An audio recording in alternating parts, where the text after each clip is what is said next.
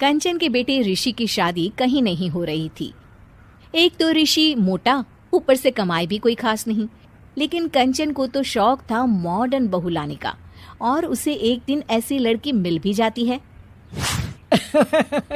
हमें तो आपका ऋषि बहुत पसंद है, लेकिन मैं आपको साफ साफ बता देती हूँ, मेरी बेटी के शौक थोड़े से अलग है बहन जी। अरे बहन, हमें सब पसंद है। आपकी प्रियंका जैसी लड़की की तलाश मुझे कब से थी। जींस पहनकर अंग्रेजी में गिटर पिटर बोला करे। अरे बहन जरा सुन तो लो, मेरी बेटी के शौक क्या क्या है। अरे नहीं नहीं बहन, बस लड़की को देख लिया तो सब कुछ देख लिया। आप ना शादी की तैयारी करो, और वो जरा सामान की लिस्ट भी दी है ना मैंने। हाँ बहन जी, सारा सामान शादी से एक दिन पहले ही आपके दरवाजे आ जाएगा। मजा आ गया, मजा आ गया। अब तो बस आप शादी की तैयारी करो। प्रियंका के माता पिता के जाने के बाद कंचन का पति उससे कहता है, अरे भाग्यवान, तुम तो कुछ ज्यादा ही जल्दी दिखा रही थी शादी की। अरे बोलने तो देती, लड़की की माँ क्या बोलना चाह रही थी।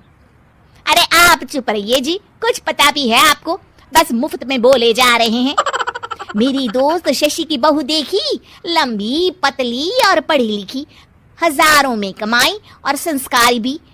अरे पर जब वो मेरी बहू देखेगी तो जल भुन जाएगी। लेकिन तुम तो शादी ऋषि के लिए कर रही हो ना, या शशि के लिए? तुम्हारा लड़का कुछ कमाता भी नहीं है, और शरीर भी भगवान की दुआ से फूलता ही जा रहा है। फिर बोले आप हैं? फिर बोले आप?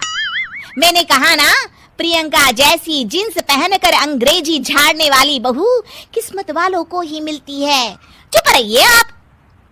पति के लाख कहने पर भी कंचन ऋषि की शादी प्रियंका से करवा देती है। लेकिन प्रियंका जैसे ही घर में आती है, वैसे ही जोर जोर से चिल्लाकर नाचने लगती है।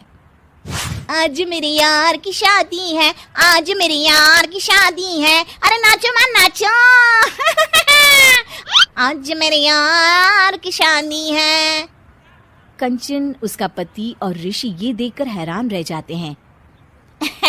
लग रहा है बहू को शादी की बड़ी खुशी है। हाँ हाँ, बहू क्यों नहीं, हम भी नाचेंगे। अरे नाचो नाचो जी, मुंह क्या देख रहे हो, चलो चलो नाचो, बहू कह रही है।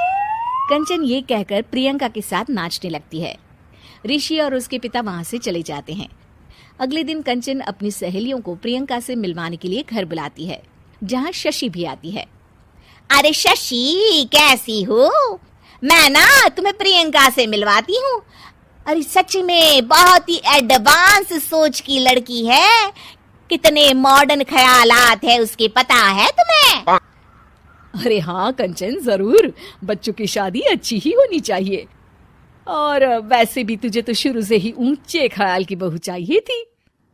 तभी कंचन की सहेली कहती है, अरे कंचन बुलाओ ना प्रियंका को, हम भी मिल ले। अरे बहू प्रियंका, जरा बाहर तो आना। कई बार आवाज देने के बाद भी प्रियंका बाहर नहीं आती है, तो कंचन को बुरा लग जाता है। वो उसे लेकर बाहर आती है, लेकिन ये क्या, प्रियंका लड़खड़ाती हुई बाहर आती है और उसके हाथ में शराब की बोतल होती है।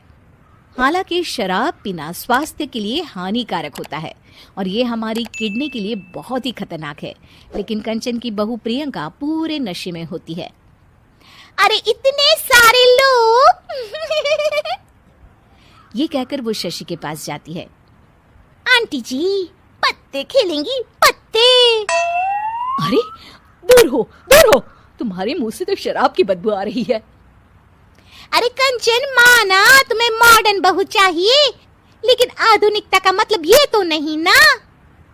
बुरा ना मानना कंचन, तुम्हें पता था कि तुम्हारे बेटे की कमाई और शरीर दोनों ही ठीक नहीं है, तो तुम्हें उसी हिसाब की लड़की से शादी करवानी चाहिए थी। ऐसा कहकर सभी औरतें वहां से चली जाती है। तभी प्रियंका की माँ कंचन के घर आती है। अरे बहन जी, बड़ी चालाक निकली आप तो।